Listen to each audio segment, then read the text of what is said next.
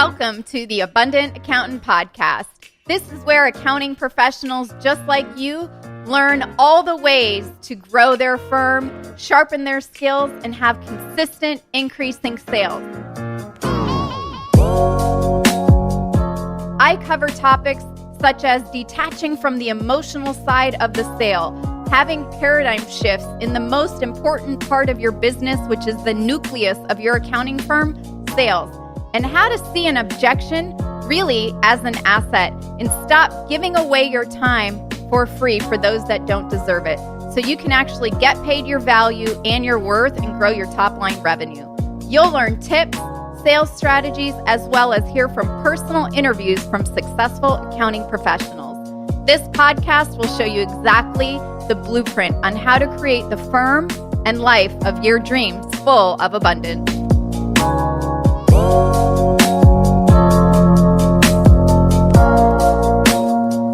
Welcome to the Abundant Accountant Podcast. Today we have a very special guest.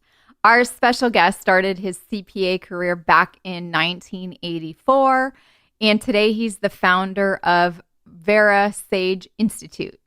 So it's the leading think tank dedicated to educating professionals internationally. He also has a radio talk show. He's the host of voiceamerica.com.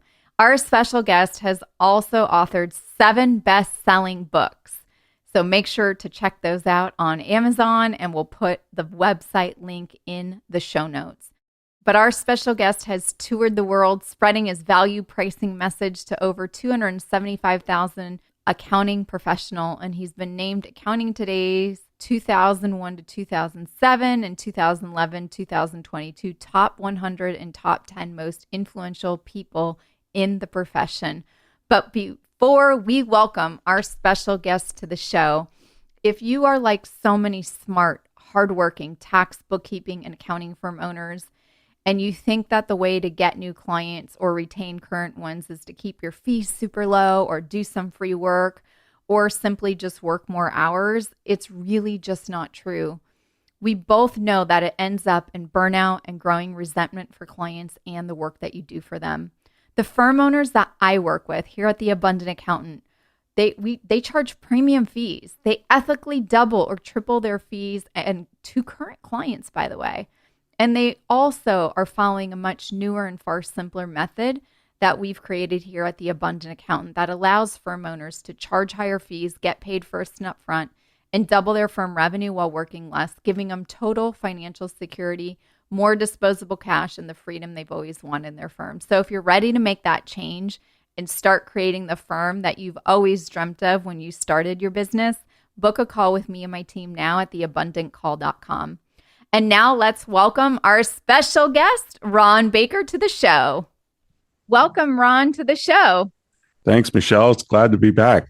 Yes, I am super excited to have you back here at the Abundant Accountant Podcast. It's always super fun to have you here. I look forward to many and many more conversations together, but I know we had done an episode together on subscription. I think we're going to tack on to that. But before we get into why and how you no longer need to deal with scope of work and moving into the subscription model for your accounting, bookkeeping, or tax firm, for those people that don't know you, Ron, why don't you share just 30 seconds to a minute of who you are and also your latest book? Well, I'm a recovering CPA who started my life in a Big 8 accounting firm, which is how you carbon date a CPA. Do they say Big 8, Big 6, Big 5, Big 4? And I started my own firm after I left the Big 8 in 1987 and just realized very quickly that the billable hour was a really lousy customer experience. And I was studying great customer service companies at the time, outfits like Disney and Nordstrom and Lexus and American Express. And I wanted to be like them. I didn't want to be the average accounting firm. So we started playing with fixed prices and value pricing. And there was nobody on the circuit talking about it. There were no books on it.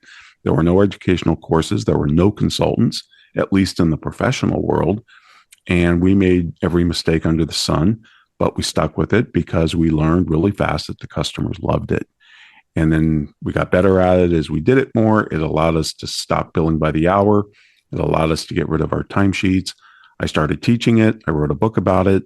The book sold 40,000 copies around the world, kind of put me on the map. And then in 2000, I sold my firm or my portion of the firm to my partner who still runs it. Oh, And I've been teaching and writing books ever since and consulting. wonderful. Well, I'm very happy that you've transitioned to that because you're a great speaker, great author, and super fun to do podcasts with and very entertaining and engaging. So thank you and Well, knowledgeable thank and you. yeah, very smart and knowledgeable too. We'll have that in there.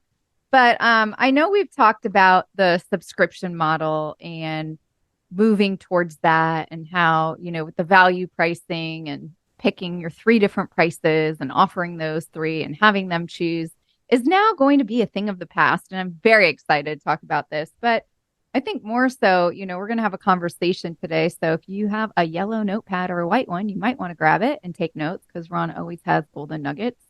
But why and how you don't need to even have a scope of work anymore, and that this isn't really a fee for service, and just going on with what we spoke about in our previous episode on subscription.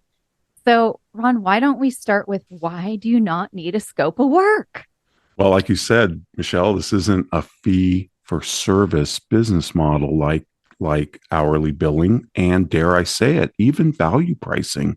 The way it's been implemented by firms, it's still based on fee for service. We're trading dollars in return for the services that we provide.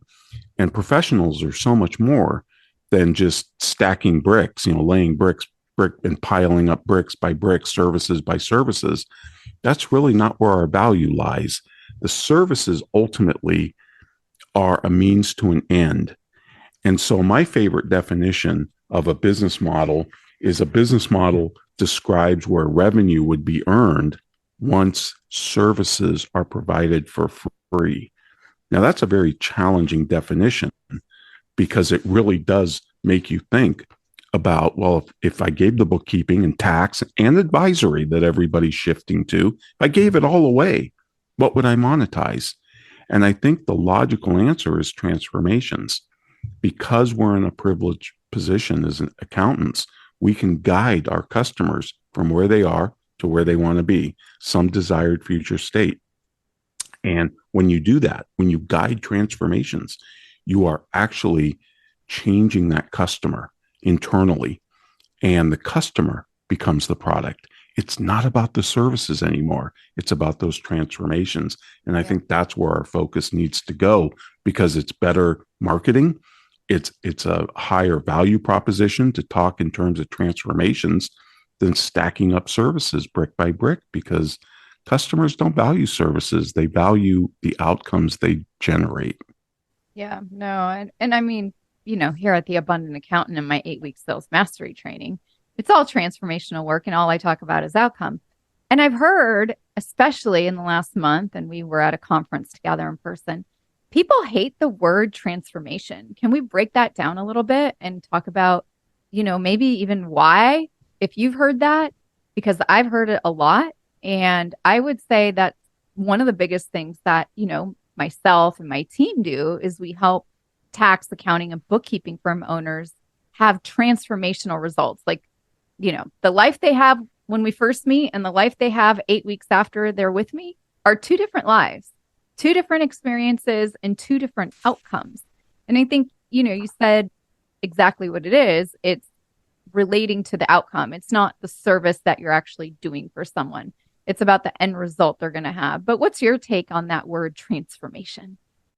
It's a powerful word because if you think about the transformations that we go through in our lives, there's various milestones, right? You graduate from high school, you graduate from college, you may get your CPA exam, you may get married. We have representations and rituals around these transformations. Some of them are very deep and very profound. Others are just leaving a legacy or growing your business or retiring sooner or getting your kid into college and planning for that. All of these transformations, accountants provide every day. We're doing this now for our customers. This is why we're valued in the marketplace. And yet, our language doesn't reflect that. We don't talk about transformations. We don't talk about guiding our customers from where they are to some desired future state. We tend to focus on the services and the scope of work and how many bank accounts and transactions do you have and all of that. And none of that is what's important to the customer. So I'll give you a very simple example. People get hung up and think, oh, transformations, they're far and few between. No, they're not. I have a landscaper right now who I'm paying 3 times more than my prior landscaper, by the way, because his transformation is he is slowly upgrading my yard to best curbside appeal in the neighborhood because he knows I want to sell it in a couple years. Now, that's a transformation. I don't care how he does it. I don't care about the scope of work. I don't care when he does it. I don't care about any of that. I care about when I'm ready to sell and put the house on the market that I have the best curbside appeal. That's valuable. And that, by the way, is why I'm paying him 3 times more than all of the other landscapers I've ever hired. Yeah. Yeah, no, and it's so true. And I think, like you said, it's the desired future state. And your desired future state is I want to sell my house as probably quickly as possible. I don't want it to sit on the market more than a day or two. I want to get the highest offer. That is where you want to go. And in order to get that outcome, this landscaper said, I know exactly what to do. I'll do whatever it takes. I'm going to make it look beautiful and, energy efficient and water efficient, I'm sure, etc. And that's the outcome that you're going to get. But like you said, you don't need to know what hours he's working, how many hours he's working, because none of that matters. It's just about what it looks like at the end. And if it takes them 20 times longer than any other landscaper, that's on them. Absolutely. And this guy knows what he's doing. He's working on it, and I can see the progress, but it's just, I don't care about that. I care about when I'm ready to sell that it's done. And this goes back to another powerful thing about transformations. And this goes back to what it means to be a professional. A professional is someone who's responsible for achieving a result rather than performing a task. And the problem with the billable hour, and even to some extent fixed pricing and value pricing, is we're putting everything into tasks. Here's this service, that service. And again, we're stacking services like we're bricklayers.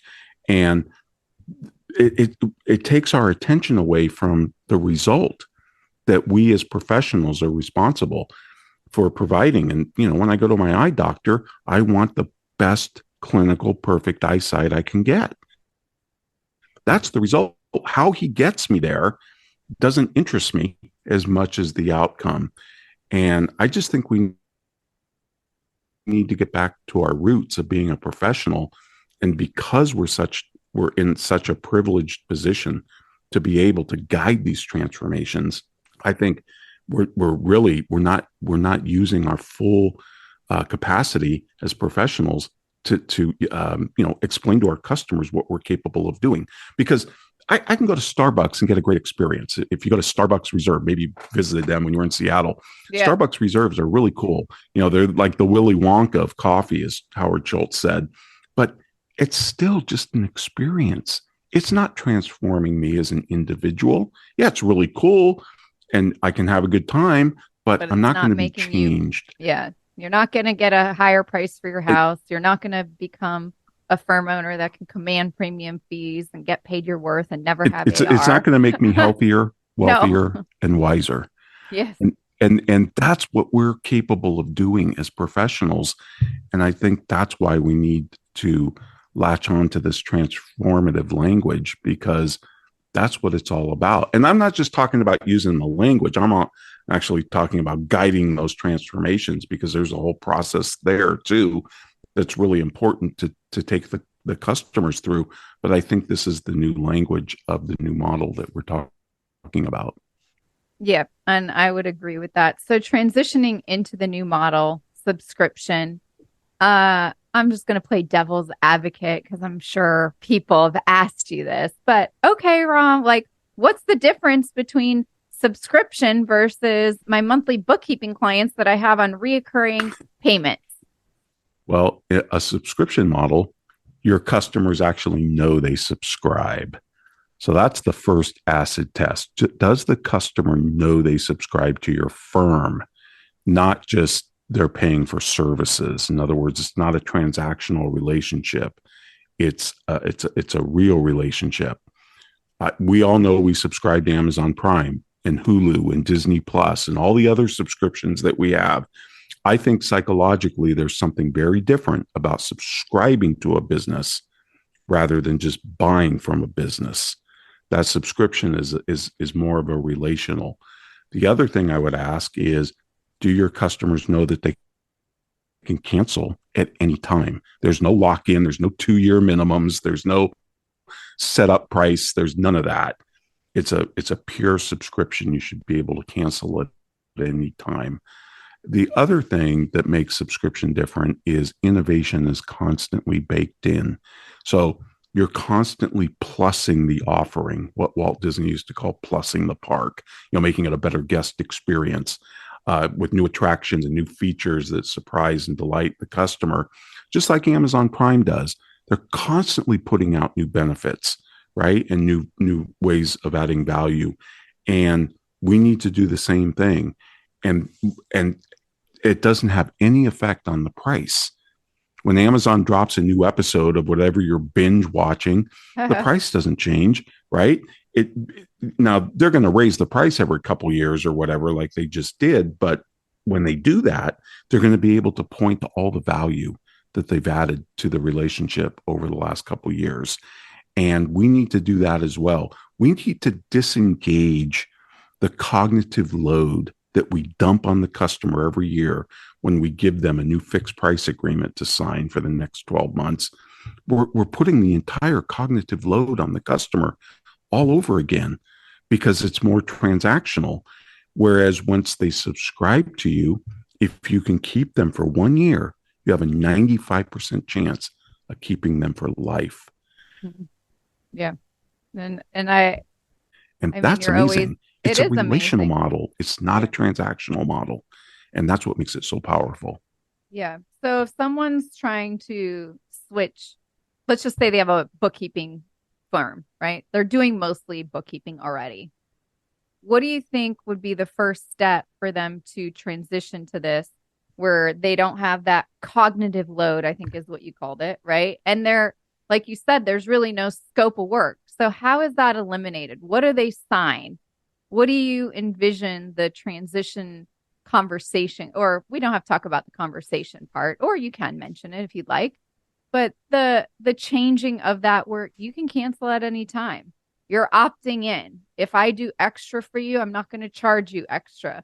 If, we're meeting monthly, most of them I think are meeting monthly or whatever, and you want to meet one extra time, I'm not going to just charge you extra. And what boundaries do you also recommend you put on that? Because sometimes, you don't want to give away the farm, but on a subscription model, I have that actually for my ongoing coaching. It's a month to month. You can let me know anytime you want to cancel. And, this one woman actually just the other day, she came back and she got all of the updated coursework from my program today. I sent her the login and password and she's going to get everything updated because she subscribed to my ongoing coaching.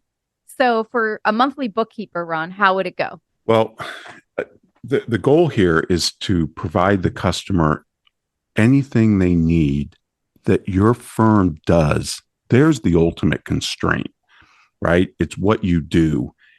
People equate this to an all-you-can-eat buffet, but it's all you can eat of the type of food that you serve. This is why positioning and strategy are so important. Because I think your firm is defined by the services that you don't offer and the customers that you don't have. Think how a general physician is positioned differently from a surgeon, right? Yeah. A general physician not going to perform surgery. They're not going to do oncology. They're only going to do very specific things. And if those other things need to be done, then they're going to call in a specialist. It's the same thing here. So when a bookkeeper accepts a customer, then that customer is going to be covered for the bookkeeping aspects of that customer. Anything that customer needs in terms of bookkeeping is covered. So if the business grows and there's more transactions and all of that, it's all inclusive. It doesn't matter because we're not trying to monetize the transactions and the time that we spend on the transactions. We're just taking care of the customer. And again, the services become just a means to that end. Now, that doesn't mean that you can't have a different tier and say, oh, we also do taxes. If you want us to do your taxes, now you have to step up to the tax tier. So it's a different price. But now that means they're in your tax tier as well. And that means that they're covered for anything they need that you do with taxes. So if you get audited, if you get letters from different states because you file in multiple states, you're covered. That gives the customer peace of mind. It surfaces simplicity.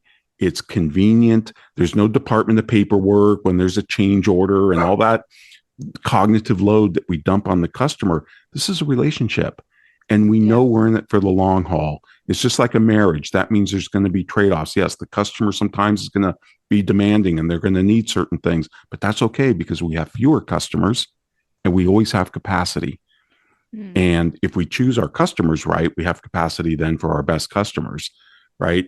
Well, and let's talk about choosing the customers right, because that's what we talked about briefly earlier about strategy and positioning, because that is what's going to drive the pricing.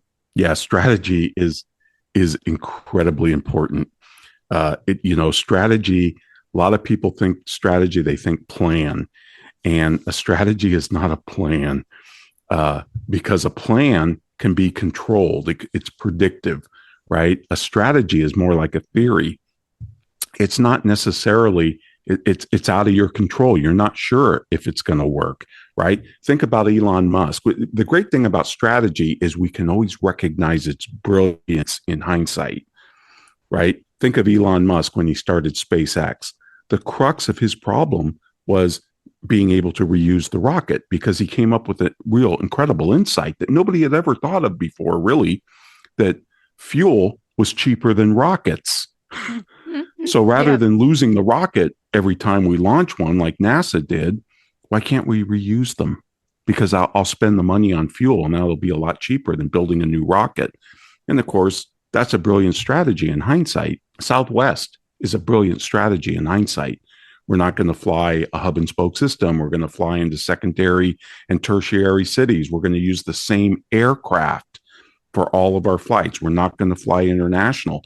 And we're not even going to look at the other airlines' prices because that's not our positioning in the market. Our positioning is we're positioning against you driving yourself to the destination or taking the bus. So that threw off a completely different pricing strategy.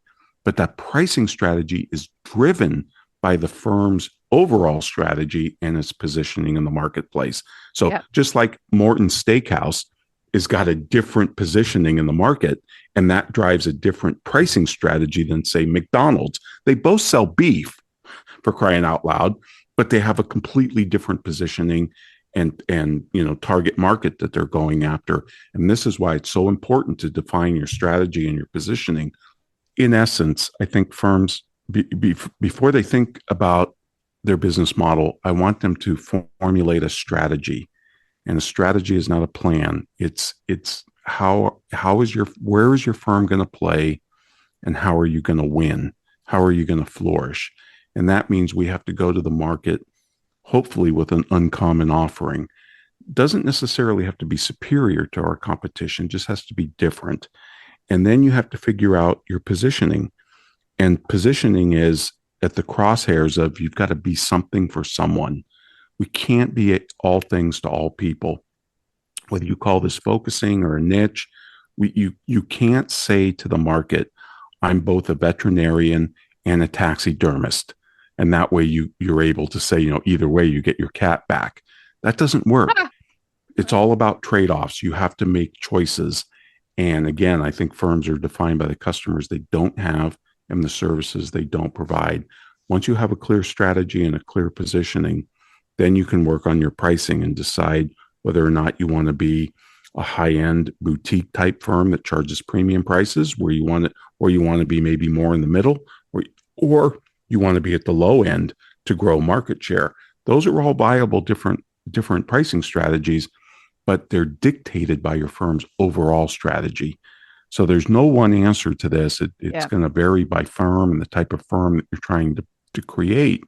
But I think what's really important is we need to put the relationship back to the center of our firms and get back to what it means to be a professional, which is to take responsibility for creating outcomes and transformations rather than just selling services in a transactional, environment. That's not why we became professionals. We became professionals to help people, and the subscription model enables us to return to that purpose.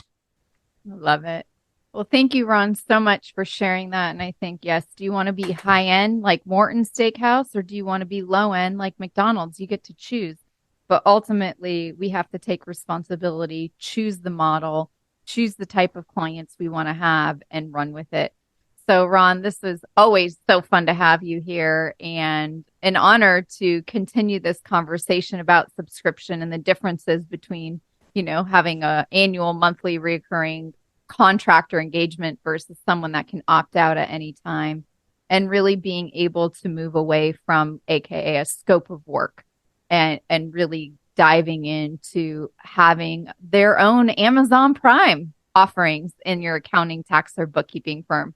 So thank you again so much for being here with us today on the Abundant Accountant podcast. It's always a pleasure and honor to have you. Well, thanks for having me back, Michelle. I look forward to our next chat. Thank you all so much for joining Ron and I here at the Abundant Accountant podcast. Another awesome episode here talking about subscriptions and how to really provide just more value and transformation to the clients versus the things of how you're going to do it, focusing on the outcome. And I think the biggest thing to take away is, what is going to be your strategy or plan? How are you going to win? And that's what I want you to think about. How are you going to position yourself? Because you can't be all things to all people. Here at the Abundant Accountant, I only work with accounting, tax, bookkeeping firm owners, CFO, fractional CFO firms, business advisory firms, etc. That's it. I don't work with financial people. I don't work with lawyers. I picked, you can call it a niche, but you can't be all things to all people, nor do you probably want to be. So who do you want to be for your clients? Because that is going to be the biggest choice that I think you're going to have to make. You want to be high end, or do you want to be low end and appeal to the masses like McDonald's? Or do you want to be like Morton Steakhouse? That's your choice. Here at the Abundant Accountant, we are like Morton Steakhouse on steroids. So, that's what I chose. But what do you want to choose? And that's the biggest thing. Because if you're an accounting, tax, or bookkeeping firm owner and you want to double your fees, or double your revenue, I should say, but you're trying things like, okay, I'm going to get some more clients, or you know what, I'm going to send out more quotes and proposals and not ask for payments up front, or I'm going to negotiate on my fees, or I'm going to price myself at what competitors are. Remember, Ron was talking about how we don't do that. We price ourselves based on the outcome that the client needs, or worse, maybe you just want to work a ton more hours. You really just need to stop all that right now, because it doesn't work and it leaves you burnt out with an empty bank account, or maybe even just making enough to get by. And the simple fact is, the clients I've worked with use a proven process to raise their fees, double their firm revenue, and get paid up front and never have accounts receivable. If they have it, it goes down to zero and stays at zero. And they work fewer hours. So if you want to show and learn exactly how to do this, or I should say, if you want me to show you exactly how to do this, then go to theabundantcall.com. Book a call with my team now. We can show you how to implement subscription with your current model, but your homework is to go figure out your plan. What is going to be your strategy? So for those of you that want support, head on over to theabundantcall.com, and we'll see you in the next episode.